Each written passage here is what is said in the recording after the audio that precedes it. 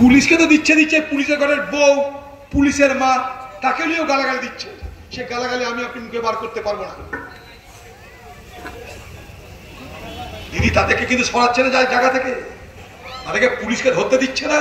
বাবা, দিদির বড় আদরের যে মাল পানি দিদিকে যে অনেক দিয়েছে, কৃতজ্ঞতা তো থাকবেই।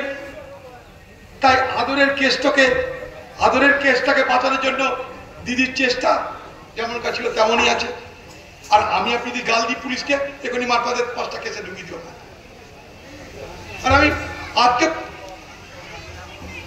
মিডিয়াকে বলেছি, আরে মানুষ কাকে বলে? যার মনুষ্যত্ব আছে। যার মনুষ্যত্ব না থাকে তাকে মানুষ বলা যায় না। মানুষের পরিচয় মনুষ্যত্ব, সেটা হলো তার মানুষের পরিচয় থাকে না। তেমনি পুলিশের পরিচয় কি? পুলিশত্ব। তার মানে সে আইনের প্রতি দৃঢ় থাকবে।